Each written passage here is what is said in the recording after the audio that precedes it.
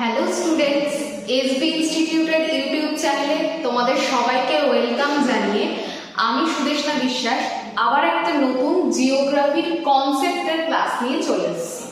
আমরা কিন্তু অনেক দিন যাবত দেখছিলাম জিওগ্রাফির আমরা এমসিকিউ এর কিছু সলভ করছিলাম এবং এমসিকিউ সলভের পাশাপাশি আমাদের কনসেপ্টের যেমন সিরিজ চলছিল সেটা আবার কন্টিনিউ হচ্ছে। সেই জন্য তোমরা অবশ্যই মাথায় রেখো যে আমাদের ভূপ্রকৃতি কিন্তু কমপ্লিট হয়ে গেছিল, এরপরে কিন্তু আমরা শুরু করব আজকে নদ নদী। তাহলে দেখো, ভারতের নদ নদীর বিষয়টা সব থেকে গুরুত্বপূর্ণ এবং আমাদের কাছে সব থেকে জটিল এবং মনে হয় যেন যাই করি না কেন সমস্তটাই ভুলে যাচ্ছি। সেই অসুবিধাটা যাতে আর না হয় তার জন্য আজকে আমরা কি করছি, ভারতের নদ নদীর ছোট ছোট ভিডিওগুলো কিন্তু তোমাদের সামনে চলে আসবে, ক্লাসের ভিডিওগুলো। অবশ্যই তোমরা স্কিপ না করে, যদি সেটা 15 মিনিট হয় সেটাকে খুব মন দিয়ে দেখবে, তাহলে অনেক প্রশ্নের উত্তর কিন্তু তোমরা সেখান থেকে পেয়ে যাবে বা অনেক সহজেই তোমরা বুঝতে পারবে। তাহলে আবারও বলছি, যারা এখনো এসবি ইনস্টিটিউটের ইউটিউব চ্যানেলটিকে সাবস্ক্রাইব করনি তারা অবশ্যই সাবস্ক্রাইব করো এবং পাশে থাকা বেল আইকনটিকে প্রেস করতে ভুলো না। আর ভিডিও ভালো লাগলে অবশ্যই শেয়ার করো, যাতে তোমার মতো তোমার বন্ধুরাও এই ভিডিও দেখে কিন্তু উপকৃত হতে পারে। তাহলে এই আলোচনা পর্বের এই অবধি আমরা আলোচনা করলাম। এবার কি করব, এবার সরাসরি আমরা আজকের ক্লাসের যেটা আলোচ্য বিষয় সেটা আমরা আলোচনা শুরু করব। তাহলে মনে রাখবে, চ্যানেলটিকে সাবস্ক্রাইব করতে হবে, ভিডিওগুলো শেয়ার করতে হবে, আর ভিডিও শেষে ভালো লাগলে একটা লাইক করতে হবে। এগুলোই তোমাদের কাছ থেকে আমরা পেয়ে থাকি এবং তার ফলেই কিন্তু আমরা নতুন নতুন ভিডিও করার অনুপ্রেরণা। আজকে আমরা দেখো যে নর্থ ইন্ডিয়ান রিভার বেসিন, অর্থাৎ আমাদের ভারতবর্ষে তিনটে বৃহৎ উত্তর ভারতের নদী রয়েছে। আমরা এর আগেই জানি ভারতবর্ষের নদী ব্যবস্থাকে পৃথক করছে কে? ভারতবর্ষের নদী ব্যবস্থাকে পৃথক করছে বিন্ধ্য পর্বত, যার ফলে উত্তর ভারতের নদী ব্যবস্থা এবং দক্ষিণ ভারতের নদী ব্যবস্থা, এই দুটো ভাগে কিন্তু নদী ব্যবস্থাগুলো বিভক্ত হয়ে যাচ্ছে। এরপর দেখো, এই যে দুটো নদী ব্যবস্থা, এদের মধ্যে যদি আমরা একদম শুরুতেই দেখি উত্তর ভারতের নদী ব্যবস্থা, তার কারণ হচ্ছে আমাদের যত নদী সেগুলো অধিকাংশই হিমালয় পার্বত্য অঞ্চল থেকে উৎপত্তি লাভ করেছে, যেগুলো নিত্যবহ নদী। সেরকমই ভারতের উত্তর দিকে তিনটে প্রধান নদী রয়েছে। সেটা হচ্ছে একদম ভারতের যদি প্রধান নদীর কথা বলি তাহলে গঙ্গা, দ্বিতীয় ব্রহ্মপুত্র এবং তৃতীয় সিন্ধু। এই তিনটে নদী ব্যবস্থা যদি আমরা খুব ভালোভাবে পড়তে পারি তাহলে আমাদের উত্তর ভারতের যত নদী সংক্রান্ত প্রশ্নোত্তর আছে আমরা খুব সহজেই সেগুলোকে সলভ করতে পারব। তাহলে দেখো, সবার প্রথমে তোমাদের সঙ্গে একটা বিষয় একটু আলোচনা করব, সেটা হচ্ছে নদী ব্যবস্থা বা নদী অববাহিকা পড়ার আগে তিনটে জিনিস কিন্তু আমাদের খুব ভালোভাবে মনে রাখতে হবে। কি কি সেই জিনিসগুলো? সবার প্রথম কথা হচ্ছে, যে কোনো নদী যে জায়গাটা থেকে, অর্থাৎ সেটা পর্বত হতে পারে, পাহাড় হতে পারে, বা কোনো উচ্চভূমি হতে পারে বা মালভূমি হতে পারে, কোনো নদী যে স্থান থেকে উৎপত্তি লাভ করছে সেই স্থানকে নদীর উৎস বলা হয়।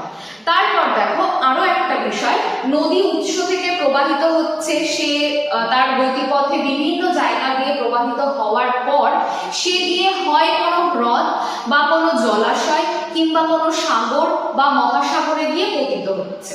তাহলে এই যে জায়গাটা যেখানে নদীর জল মূলত কি হয়ে থাকে? স্বাদু জল। তাহলে স্বাদু জলের নদীগুলো যখন সমুদ্রের কোনো লবণাক্ত জলের সঙ্গে যে জায়গাটাতে গিয়ে মিলিত হচ্ছে তাকে আমরা বলে থাকি হচ্ছে মোহনা। তাহলে এই দুটো হচ্ছে নদীর উৎস এবং মোহনা। এরপর দেখো, এই যে উৎস এবং নদীর মোহনা, এইগুলো ছাড়াও আরো কয়েকটা জিনিস আমাদেরকে মাথায় রাখতে হবে। সেটা হচ্ছে, একটা নদীর সঙ্গে যখন আরেকটা নদী মিলিত হচ্ছে তাকে আমরা কি বলবো? সেই যে মিলন স্থল তাকে আমরা বলে থাকবো কনফ্লুয়েন্স, বা আমরা কি বলবো যে সঙ্গম স্থল বলে থাকবো। দেখো, এখান থেকে আমি একটু ছবির মাধ্যমে তোমাদেরকে বোঝাই।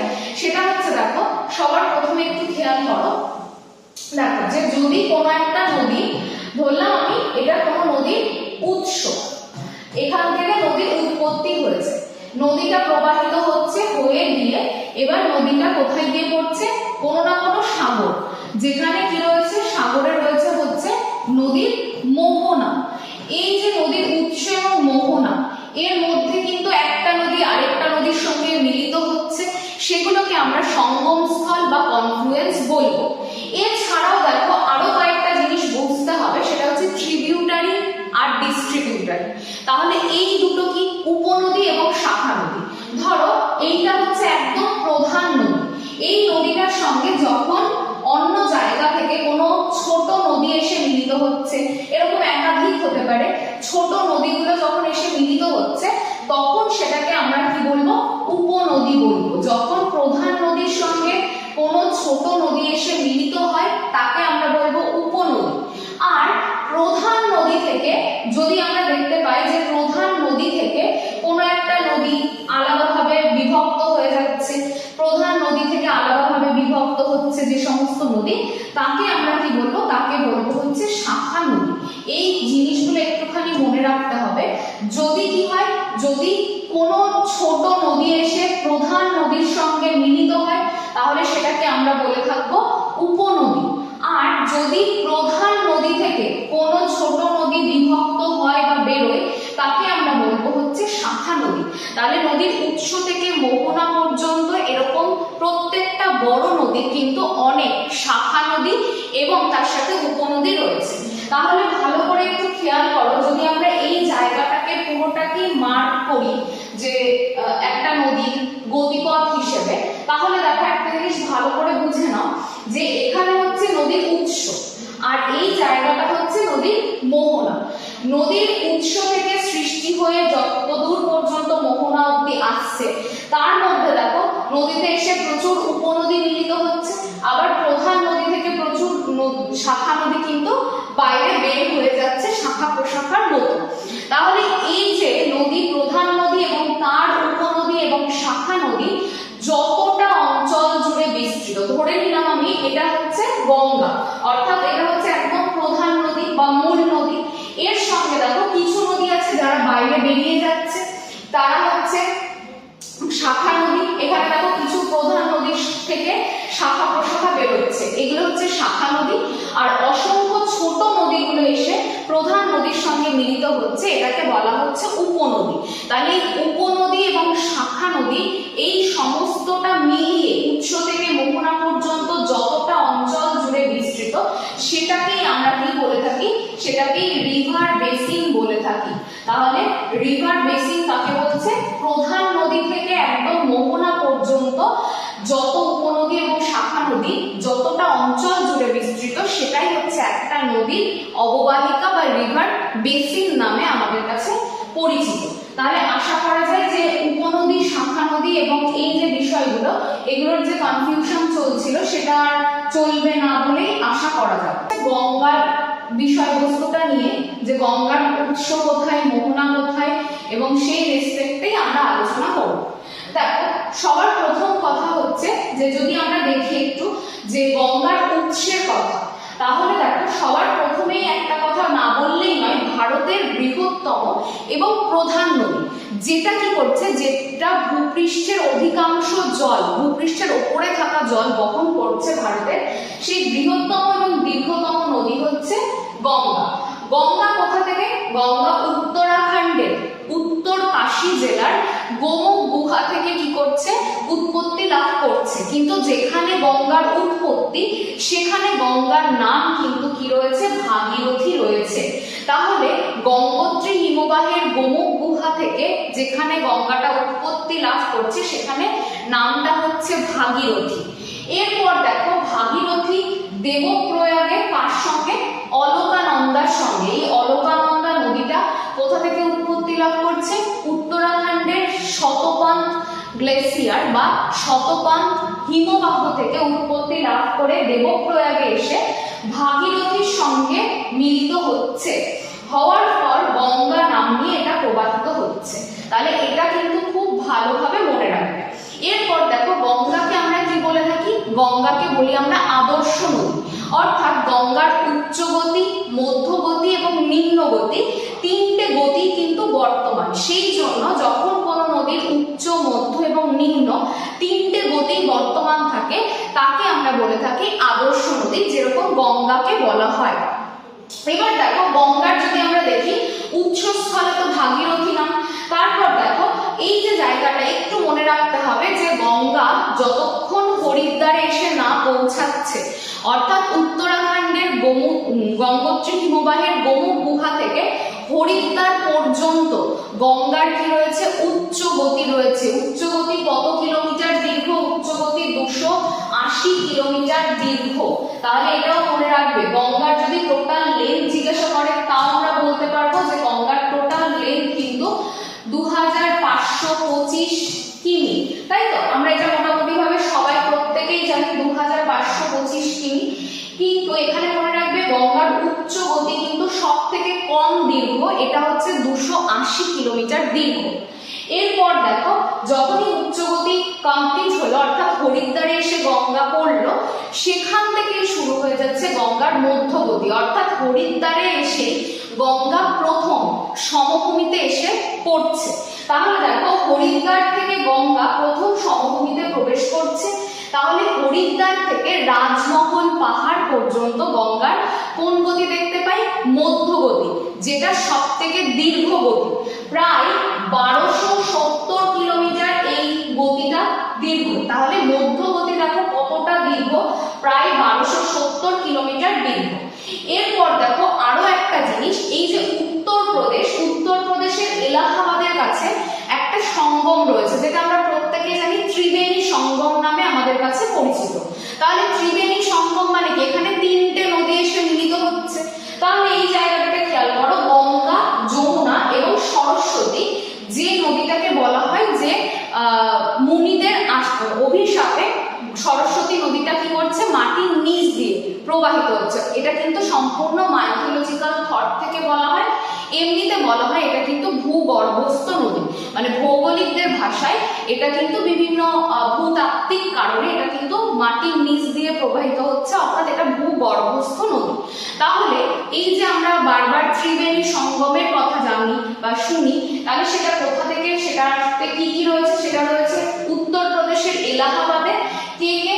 গঙ্গা, যমুনা এবং সরস্বতী, যেটা মাটির নিচ দিয়ে প্রবাহিত হয়। এই তিনটে নদী যেখানে মিলিত হচ্ছে সেই জায়গাটাই হচ্ছে ত্রিবেণী সঙ্গম নামে পরিচিত। এরপর দেখো পৃথিবীর বৃহত্তম বদ্বীপ রয়েছে হচ্ছে গঙ্গা এবং ব্রহ্মপুত্র নদের বদ্বীপ। যেটা কোথায় সৃষ্টি হয়েছে? যেটা সৃষ্টি হয়েছে কিন্তু আমাদের ভারতবর্ষে সৃষ্টি হয়েছে, ভারত এবং বাংলাদেশে। গঙ্গা ব্রহ্মপুত্র বদ্বীপ কিন্তু পৃথিবীর বৃহত্তম বদ্বীপ। আরো একটা কথা, সেটা হচ্ছে গঙ্গার এই যে বিহারের রাজমহল পাহাড়, মতান্তরে ঝাড়খণ্ডের রাজমহল পাহাড়, সেখান থেকে আস্তে আস্তে গঙ্গা কোথায় প্রবেশ করছে? ধুলিয়ানের কাছ থেকে দুটো শাখায় তো বিভক্ত হচ্ছে এবং পশ্চিমবঙ্গের মধ্যে দিয়ে ভাগীরথী এবং হুগলি নাম নিয়ে প্রবাহিত হচ্ছে। তাহলে গঙ্গার এই নিম্ন গতি, যেখানে যতদূর পর্যন্ত গিয়ে বঙ্গোপসাগরে না মিলিত হচ্ছে, বিহারের রাজমহল পাহাড় থেকে পুরো বঙ্গোপসাগর পর্যন্ত গঙ্গার যে গতিটা, সেটা কত কিলোমিটার দীর্ঘ? প্রায় বলা হয় 520 কিলোমিটার দীর্ঘ। তাহলে একটু খেয়াল করে দেখো, গঙ্গার উচ্চ গতি 280 কিলোমিটার দীর্ঘ, গঙ্গার মধ্য গতি, যেটা কিনা উত্তরপ্রদেশ, বিহার এই জায়গাগুলো দিয়ে প্রবাহিত হচ্ছে, সেটা 1270 কিলোমিটার, এবং পশ্চিমবঙ্গে রয়েছে গঙ্গার নিম্ন গতি, যেটা 520 কিলোমিটার দীর্ঘ। তাহলে সব থেকে যদি বলা হয় কোন গতি সব থেকে বেশি দীর্ঘ, তাহলে গঙ্গার মধ্য গতি হচ্ছে সব থেকে বেশি দীর্ঘ গতি। তাহলে এই কটা কিন্তু মনে রাখতে হবে। আর বৃহত্তম বদ্বীপ কোনটা মনে রাখতে হবে, ত্রিবেণী সঙ্গমে কোন কোন নদী এসে মিলিত হচ্ছে সেটাও কিন্তু মনে রাখতে হবে। এরপরে দেখো আমরা একটুখানি কনফ্লুয়েন্স গুলোতে চলে যাবো। আগে দেখো এই জায়গাটা একটু ভালো করে খেয়াল করো, যে গঙ্গার নাম তো প্রথমেই গঙ্গা হয়নি, সবার প্রথমে দেখো এই যে জায়গাটাতে খেয়াল করো, দেখো এখানে রয়েছে কি ধৌলি গঙ্গা, আর এই যে নদীটা আসছে এই নদীটার নাম কি বলা হচ্ছে, দেখো প্রথমে দেখো এখান থেকে আসছে অলকানন্দা, অলকানন্দা আসছে, আর এদিক থেকে আসছে কি ধৌলি গঙ্গা। তাহলে অলকানন্দা এবং ধৌলি গঙ্গা যে জায়গাটাতে মিট করছে সেটাকে বলা হয় বিষ্ণুপ্রয়াগ। তাহলে অলকানন্দাও কিন্তু উত্তরাখণ্ড থেকেই সৃষ্টি লাভ করছে। আর এখানে যতগুলো প্রয়াগ দেখতে পাচ্ছ সবকটা মানে পঞ্চপ্রয়াগই কিন্তু কোথায় অবস্থিত? ভারতবর্ষের উত্তরাখণ্ড রাজ্যে অবস্থিত। তাহলে এখানে দেখো অলকানন্দার সাথে ধৌলি গঙ্গা মিলিত হচ্ছে। কোথায় মিলিত হচ্ছে? যেটাকে বলা হচ্ছে বিষ্ণু প্রয়াগ। তারপর আবার অলকানন্দা প্রবাহিত হচ্ছে, অলকানন্দার সঙ্গে নন্দাকিনী মিলিত হচ্ছে। এই অলকানন্দা এবং নন্দাকিনী মিলিত হওয়ার পর এই জায়গাটাকে বলা হচ্ছে কি? নন্দপ্রয়াগ। তাহলে অলকানন্দা এবং নন্দাকিনী যেখানে মিলিত হচ্ছে সেটার নাম নন্দপ্রয়াগ। তারপর দেখো আবার অলকানন্দা এবং এখান থেকে আসতে হচ্ছে পিন্ডার গঙ্গা, এই দুটো যেখানে মিলিত হচ্ছে সেটার নাম হচ্ছে কর্ণপ্রয়াগ। তারপর দেখো আবার অলকানন্দা এবং এখান থেকে আসছে কি? মন্দাকিনী, এসে কোথায় মিলিত হচ্ছে? যে প্রয়াগে মিলিত হচ্ছে তার নাম হচ্ছে রুদ্রপ্রয়াগ। তারপর আবার দেখো অলকানন্দা, আমি আগেই বলেছি অলকানন্দা প্রবাহিত হচ্ছে এবং এখানে দেখো এই যে তোমার মন্দাকিনী যেটা, সেটা কিন্তু চোরাবাড়ি হিমবাহ থেকে উৎপত্তি লাভ করেছে। তাহলে এই অলকানন্দাটা আবার প্রবাহিত হচ্ছে। এর সঙ্গে এবার গঙ্গোত্রী হিমবাহের গোমুখ গুহা থেকে উৎপত্তি লাভ করেছে ভাগীরথী। অলকানন্দা এবং ভাগীরথী যে জায়গাটাতে মিলিত হচ্ছে তাকে আমরা কি বলবো? দেবপ্রয়াগ বলবো। তাহলে এই জায়গাটাতে এই পঞ্চপ্রয়াগ ভালো করে তোমাদেরকে মনে রাখতে হবে পরীক্ষার জন্য, যে কোনো মুহূর্তে প্রশ্ন দিতেই পারে। অলকানন্দা আর ধৌলি গঙ্গা মিলিত হচ্ছে কোন প্রয়াগে? বিষ্ণু প্রয়াগ। অলকানন্দা আর নন্দাকিনী কোথায় মিলিত হচ্ছে? নন্দপ্রয়াগে। অলকানন্দা আর পিন্ডার গঙ্গা কোথায় মিলিত হচ্ছে? কর্ণপ্রয়াগ।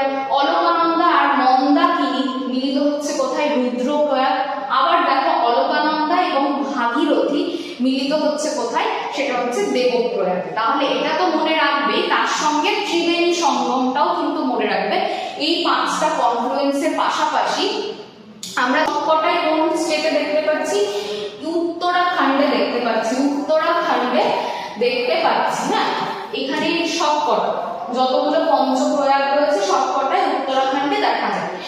আর একটা কনফ্লুয়েন্স দেখা যায় উত্তরপ্রদেশের এলাহাবাদে। সেটা কি? সেটা হচ্ছে গঙ্গা, যমুনা এবং সরস্বতী, এই তিনটে নদী মিলিত হচ্ছে কোথায়? মিলিত হচ্ছে কিন্তু উত্তরপ্রদেশের এলাহাবাদে। তাহলে এই কটা কনফ্লুয়েন্স একদম ভালোভাবে পরিষ্কারভাবে খাতায় এঁকে পড়বে, যাতে কোনো রকম ভাবে ভুল হওয়ার সম্ভাবনা না হয়। একটা ভুল হলে কিন্তু নেগেটিভ মার্কিং এর জন্য আমাদের নাম্বার অনেকটা কমে যেতে পারে। সেই জন্য প্রত্যেকটা প্রশ্ন এমন ভাবে পড়ো যাতে কোনো রকমের ভুল, কোনো কনফিউশন না থাকে, প্রত্যেকটা জিনিস একদম স্বচ্ছ এবং ক্লিয়ার ধারণা থাকে। এটা কিন্তু মনে রাখবে। এরপরে দেখো কি রয়েছে। এরপরে আমরা দেখবো একটুখানি গঙ্গার যে গতিপথটা রয়েছে সেটা একটুখানি আমরা দেখে নেব। সেখানে দেখো সবার প্রথমে যদি আমরা দেখি যে কি রয়েছে, একদম উৎসস্থলটা, আমি রেড কালারটা ইউজ করছি নইলে বোঝা যাবে না, সেটা হচ্ছে উৎসস্থল। দেখো উত্তরাখণ্ড থেকে উৎপত্তি লাভ করছে। উত্তরাখণ্ড থেকে আমরা পড়েছি অলরেডি, উত্তরাখণ্ডের উত্তর কাশী থেকে। তাহলে গঙ্গা এই উত্তরাখণ্ডের উত্তর কাশী থেকে প্রবাহিত হচ্ছে, হয়ে এটা ধীরে ধীরে প্রবাহিত হওয়ার পর কোথায় এসে পড়ছে? হরিদ্বার। গঙ্গার একদম উৎস থেকে হরিদ্বার পর্যন্ত অর্থাৎ 280 কিলোমিটার যে দীর্ঘ গতিপথ, সেটাকে আমরা বলে থাকি উচ্চ গতি। এরপর উচ্চ গতি শেষ হওয়ার পর ধীরে ধীরে গঙ্গা প্রবাহিত হচ্ছে কোথা দিয়ে? উত্তরপ্রদেশ দিয়ে। তার মানে উত্তরপ্রদেশ এবং বিহার এছাড়াও ঝাড়খণ্ডের কিন্তু কিছুটা জায়গাতে গঙ্গা রয়েছে, খুব সামান্য, অনেকেই সেটাকে হয়তো ভুলে যায় বা বলে না। ঝাড়খণ্ডেও কিন্তু গঙ্গা রয়েছে। তার মানে দেখো উত্তরাখণ্ড থেকে উত্তরাখণ্ড পুরো এবং হরিদ্বারে প্রথম এসে কোথায়? গঙ্গা সমভূমিতে পড়ছে এবং এইটুকু কিন্তু উচ্চ গতি 280 কিলোমিটার দীর্ঘ, সব থেকে কম দৈর্ঘ্য। তারপর থেকে উত্তরপ্রদেশের মধ্যে দিয়ে এটা প্রবাহিত হয়ে বিহারের মধ্যে দিয়ে এবং ঝাড়খণ্ডের সামান্য অংশ দিয়ে প্রবাহিত হওয়ার পর এসে পৌঁছাচ্ছে কোথায়? বিহারের রাজমহল পাহাড়। এই অবধি কিন্তু গঙ্গার মধ্যগতি দেখতে পাচ্ছি। তারপর বিহারের রাজমহল পাহাড় বা মতান্তরে ঝাড়খণ্ডের রাজমহল পাহাড় থেকে এই নদীটা যাচ্ছে কোথায়? মুর্শিদাবাদের ধুলিয়ানের এখান থেকে কি করছে? দুটো শাখাতে বিভক্ত হয়ে যাচ্ছে। তাহলে পশ্চিমবঙ্গের মুর্শিদাবাদের ধুলিয়ানের কাছ থেকে গঙ্গা গঙ্গা দুটো শাখায় বিভক্ত হচ্ছে এবং পশ্চিমবঙ্গের প্রবেশ মাত্রই গঙ্গার নিম্নগতি শুরু হচ্ছে। এরপর দেখো পশ্চিমবঙ্গের এখান দিয়ে প্রবেশ করে প্রথমে নাম হচ্ছে ভাগীরথী। মুর্শিদাবাদকে কিন্তু দুটো ভাগে ভাগ করছে কে ভাগীরথী, এবং এই যে ভাগীরথী এটা নবদ্বীপ পর্যন্ত এটার নাম হচ্ছে ভাগীরথী। তারপর নবদ্বীপ থেকে পুরো বঙ্গোপসাগর পর্যন্ত এবং সাগর দ্বীপ বলা যায় এই পর্যন্ত গঙ্গার কি দেখতে পাচ্ছি আমরা নাম হচ্ছে হুগলি। তারপর গিয়ে সাগর দ্বীপের ওখান থেকে গঙ্গা গিয়ে কোথায় গিয়ে পড়ছে বঙ্গোপসাগরে পড়ছে। তার মানে দুটো শাখাতে তো বিভক্ত হলোই, হওয়ার পর একটা শাখা চলে যাচ্ছে পশ্চিমবঙ্গের মধ্যে দিয়ে।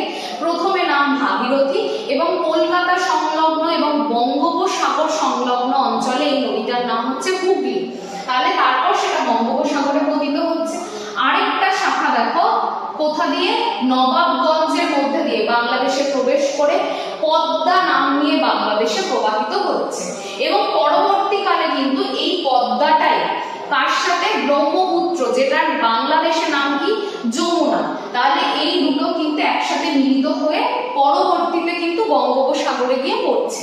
আমি এটাতে ডিটেলসে গেলাম না, কারণ আমরা পরের দিন যখন ব্রহ্মপুত্র পড়বো তখন কিন্তু এই জায়গাটা থেকেই শুরু করবো। এখন আপাতত শুধু এটাই মনে রাখো যে দুটো শাখায় বিভক্ত হচ্ছে এবং একটি শাখা পদ্মা নাম নিয়ে কোথায় যাচ্ছে বাংলাদেশে প্রবেশ করছে এই অবধি। এর পরের দিন ব্রহ্মপুত্রের সঙ্গে অ্যাডজাস্ট করে এটা কমপ্লিট করবো, তাহলে দেখবে তোমাদের অনেকটা বুঝতে সুবিধা হবে। এই তো গেল হচ্ছে গঙ্গা। এবার গঙ্গার দেখো যদি আমরা দেখি গঙ্গার উৎস এখানে, গঙ্গাটা কোন দিকে প্রবাহিত হচ্ছে অবশ্যই এই সাইডটাতে। তার মানে গঙ্গার ওপরের দিকে যতগুলো নদী রয়েছে সেগুলো গঙ্গার কি উপনদী, বাম তীরের উপনদী। আর এইটা কি গঙ্গার লেফট ব্যাঙ্ক, কারণ উৎসটা তো এখানে, গঙ্গাটা প্রবাহিত হচ্ছে এই দিকে। তার মানে ওপরের দিকে বা বাম তীরের উপনদীগুলোকেও আমাদের জানতে হবে নাম, কোনগুলো ডান তীরের উপনদী তাদের নামও জানতে হবে। দেখো বাম তীরের উপনদীর মধ্যে তোমরা দেখতে পাচ্ছ প্রথমেই রয়েছে হচ্ছে গোমতী, তারপরে দেখো রয়েছে কি, তারপরে রয়েছে হচ্ছে ঘরঘরা, তারপর দেখো রয়েছে হচ্ছে গন্ডক, তারপর কোশি যেটাকে বলা হয় কি বিহারের দুঃখ বলা হয়, কারণ কোশি নদী কিন্তু বারংবার তার গতিপথ পরিবর্তন করে। তার ফলে কিন্তু বিহারের যে জনবসতি সেটা একবার এখানে আরেকবার অন্য জায়গায় বারবার পরিবর্তন করতে হয়, ফলে মানুষজন ভীষণভাবে দুর্দশাগ্রস্ত হয়ে পড়ে। তার ফলে এটাকে বলা হয় বিহারের দুঃখ, এই কোশি নদীকে বলা হয়।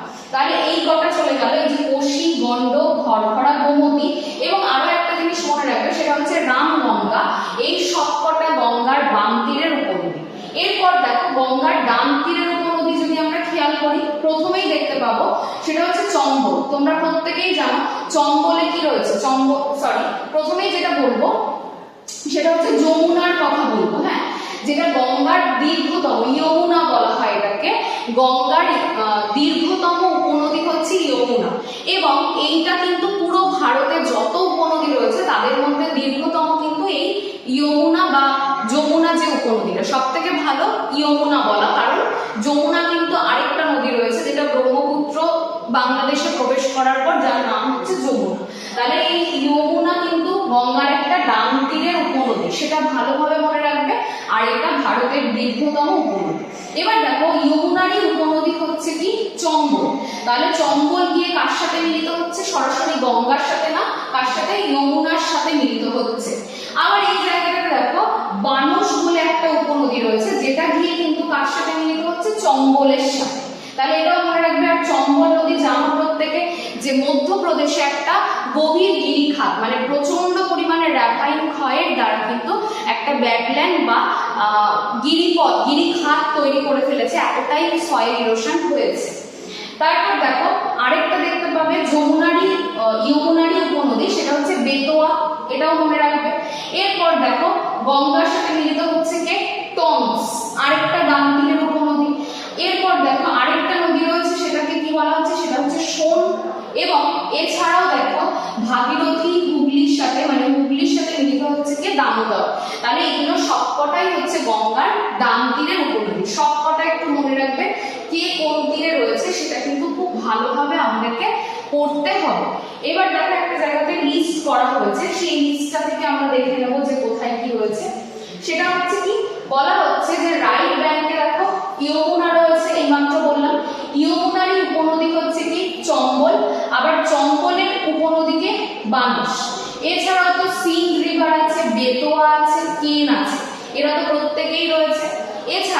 সোন রয়েছে এবং দামোদর, এরা প্রত্যেকে রাইট ব্যাংক ট্রিবিউটারি নামে পরিচিত।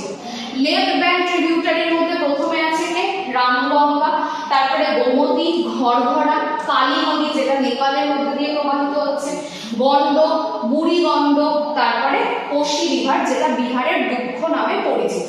তাহলে এইগুলো সবকটাই হচ্ছে আমাদের একদম মেজর যে ট্রিবিউটারিজ গুলো সেগুলো বলতে কিন্তু বোঝাচ্ছে। এবার দেখো আরো কটা ইনফরমেশন তোমাদের নিয়ে রাখতে হবে। সেটা কি?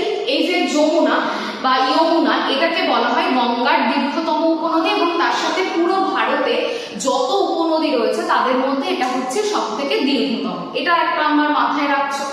বাম তীর ডান তীরের উপনদীগুলোর নাম করতে হবে, কোনটা কোন তীরের সেটা কিন্তু পরীক্ষায় দিতেই পারে। আর আরো একটা জিনিস যে যমুনার বা যমুনার উপনদী কারা সেটাও কিন্তু তোমাদেরকে একটুখানি মনে রাখতে হবে। এর সাথে দেখো বর্তমানে দুটো বিষয়, বর্তমান বলবো না, প্রাচীন সময় থেকে আমরা জানি গঙ্গা সব থেকে পবিত্র, কিন্তু আবার গঙ্গাতে দূষণের মাত্রা কিন্তু সাংঘাতিক। সেই জন্য 1986 ভালোভাবে সাল মনে রাখবে, 1986 সালে কিন্তু গঙ্গার দূষণটাকে কমানোর জন্য গঙ্গা অ্যাকশন প্ল্যান, এটা দিতেই পারে, জিকের প্রশ্নও দিতে পারে যে গঙ্গা অ্যাকশন প্ল্যান কত সালে গৃহীত হয়। তাহলে মনে রাখবে 1986 এ গৃহীত হয় হচ্ছে গঙ্গা অ্যাকশন প্ল্যান। আরেকটা হয় সেটা হচ্ছে 2014 সালে, 2014 সালের জুন মাসে এটাতেও কিন্তু দূষণের মাত্রা কমানোর জন্য নমামি গঙ্গে। তাহলে দেখো 1986 এ কি করা হয়? গঙ্গা অ্যাকশন প্ল্যান করা হয়, গঙ্গা অ্যাকশন প্ল্যান করা হয়। আর যদি বলে 2014 তে গঙ্গার দূষণ কমানোর জন্য কি করা হয়? নমামি গঙ্গে এটা লঞ্চ করা হয়। এই দুটো প্রকল্পের মাধ্যমে গঙ্গার দূষণটাকে কমানোর কিন্তু প্রচেষ্টা করা হয়। তাহলে এই আজকে গঙ্গা রিভার বেসিন সম্পর্কে আজকের আলোচনা ছিল। এই প্রসঙ্গে বলবো পরের দিন আমরা ব্রহ্মপুত্র, সিন্ধু, তারপর এগুলো নিয়ে আলোচনা করব। এদের সমস্ত বিষয় নিয়ে আমরা আলোচনা করব পরের ক্লাসগুলোতে। আজকে দেখো শেষ করার আগে একটাই কথা বলবো যে আমাদের এসবি ইনস্টিটিউটে কিন্তু ফাউন্ডেশন ব্যাচ চলছে, বিভিন্ন পরীক্ষার ফাউন্ডেশন ব্যাচ চলছে। সেই জন্য WBCS, CGL থেকে শুরু করে CHSL, WBP সমস্ত কিছু কিন্তু, আর WB টেটের ব্যাচও আমরা জুন মাস থেকে লঞ্চ করতে চলেছি। সুতরাং অপেক্ষা না করে তোমরা কিন্তু শীঘ্রই আমাদের যে নাম্বার তাতে কিন্তু তোমরা যোগাযোগ করো 9332855315 নাম্বারে। অবশ্যই কথা দিচ্ছি যে তোমরা কোনোভাবেই ঠকবে না, এখানে যথেষ্ট যত্ন নিয়ে পড়ানো হয় এবং তার সাথে ক্লাসের শেষে সম্পূর্ণ কিন্তু হার্ড কপি হিসাবে ফ্রি স্টাডি ম্যাটেরিয়ালস দেওয়া হয়, যেটার জন্য এক্সট্রা তোমাদের কোনো খরচ করতে হবে না। মানে যারা ধরো একটুখানি আর্থিক দিক থেকে অনগ্রসর তারাও কিন্তু খুব সহজে আলাদা কোনো অ্যাডমিশন ফিজের চার্জ না দিয়ে শুধুমাত্র মাসিক খরচা 500 টাকার মাধ্যমেই কিন্তু তোমরা পড়তে পারবে। এবং দেখো এখানে সপ্তাহে কিন্তু আমরা কটা করে ক্লাস প্রোভাইড করছি? 8টা। এবার কোনো ক্লাস যদি খুব দীর্ঘায়িত হয়, মানে 1 ঘন্টার বেশি সময় ধরে চলে, সেক্ষেত্রে হয়তো সপ্তাহে আমরা 7টা ক্লাসও কখনো কখনো প্রোভাইড করে থাকি। তাহলে সপ্তাহে 7 থেকে 8টা ক্লাস এবং প্রত্যেকটা ক্লাসে স্টাডি ম্যাটেরিয়ালস ফ্রিতে যদি পেয়ে যাও এবং বাড়িতে সেটা নিয়ে যদি তোমরা পড়াশোনা করতে পারো, তাহলে আমার তো মনে হয় না যে ভবিষ্যতে তোমাদের যে কোনো রকমের চাকরির পরীক্ষাতে কেউ হারাতে পারবে। সেই জন্য সময় নষ্ট করে, ভাবনা চিন্তা না করে, দেরি না করে এটাই বলবো তোমরা এসবি ইনস্টিটিউটের সমস্ত যে কম্পিটিটিভ ক্লাসের যে ফাউন্ডেশন ব্যাচ চলছে সেখানে শীঘ্রই নাম নথিভুক্ত করো। তাহলে এই জানিয়ে আজকের ভিডিও বা ক্লাস শেষ করব। তোমরা সবাই ভালো থাকবে, সুস্থ থাকবে, এর সাথে কিন্তু প্রস্তুতি চালিয়ে যাবে একদম জোর কদমে। বাইরে যা হচ্ছে হয়ে যাক, শুধু এটাই মাথায় রাখো যে আগামী 6 মাস বা 7 মাস আমার সম্পূর্ণ ফোকাস থাকবে পড়াশোনার ওপর। এইভাবেই আমাদের এগোতে হবে এবং সরকারি যে কোনো চাকরির খাতায় আমাদের নাম নথিভুক্ত করতে হবে। তাহলে এই ভেবেই তোমরা নিজেদের প্রস্তুতি একদম জোর কদমে চালিয়ে যাও। সাথে এসবি ইনস্টিটিউট আছে, তার সাথে তোমাদের ফ্রি ভিডিও রয়েছে বা ফ্রি ক্লাসগুলো রয়েছে ইউটিউবে। সেই জন্য বলবো অপেক্ষা একদম করো না, তোমরা অবশ্যই চ্যানেলটাকে সাবস্ক্রাইব করে পড়াশোনা শুরু করো, অঙ্কগুলো করো, প্রত্যেকটা ক্লাসে যা পড়ানো হচ্ছে হচ্ছে সেগুলো করো, তাহলে দেখবে তোমাদের নিশ্চয়ই উপকার হবে। আজকে এই পর্যন্তই, দেখা হচ্ছে পরবর্তী জিওগ্রাফির ক্লাসে। ততক্ষণ সবাই ভালো থেকো এবং সুস্থ